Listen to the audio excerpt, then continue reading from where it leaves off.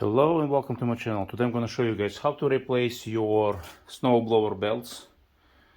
Depending on make and model, year, there might be a few differences, might not be, might be, it depends. So this is a Honda snowblower. That right there, the model. Anyone cares? First thing what you want to do is you gotta remove this cover.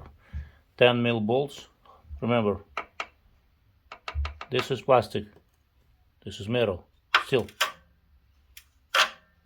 aluminum, not aluminum. So remove those two bolts here, and remove those two bolts there. So after remove 4 bolts, this plastic cover becomes loose. This clip, you can try, like I said, remove it or not, or you can release this here. How to release? Take this, push it outward, so that we have more playroom. Plus, if you want it, you can disconnect it here too. That's another option if you want. So we're gonna try it. Remove this. So it's good to have one of those ratcheting wrenches. Let's see if I can show you guys. It's not super tight or anything, so don't worry about. Oh, just right there. Make it loose and it comes out. Nice, very nice. So it looks like it's intended to be removed. So now we should be able to lift this thing up. Yep, just like that, and it comes off. Perfect. And we can now slide it to the side, and now you see the belts. So after remove this cover for the belts, there is 2 options to remove the belts.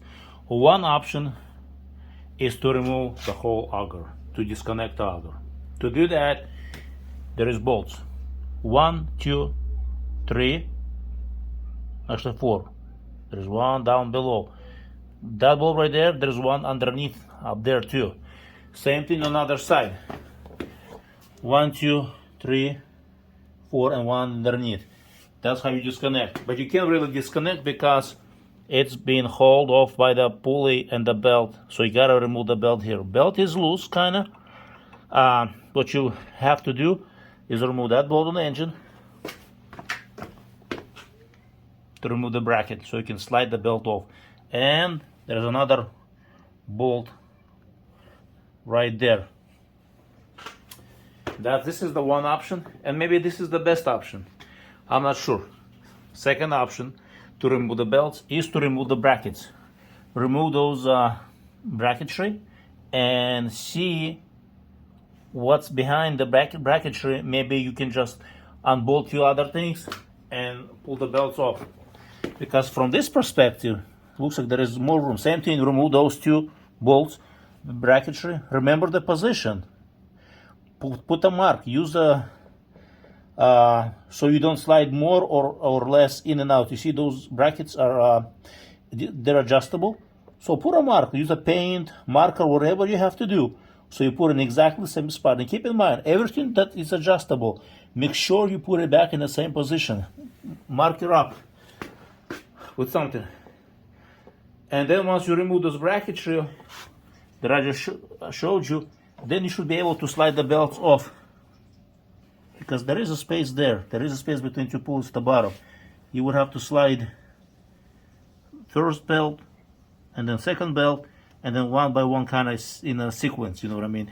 You remove this belt first, then remove that bolt. But with the gap, looks like there is space, but it might be too tight.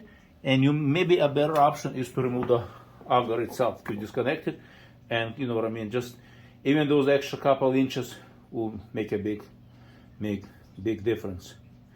Make sure you put something underneath auger, underneath the round portion, a couple 2x4s or something, so it's resting on it, because I'm sure, you know what I mean, it has some weight to it. And then, once you replace it, put everything back the way it was. Remember that plastic cover for the belts? It's a plastic, and just don't, over torque the bolts. However, when my time comes to change the belts, I'll definitely post a detailed video. So thank you, and please don't forget to share this video with others. I would appreciate it. Thank you, and have an awesome day.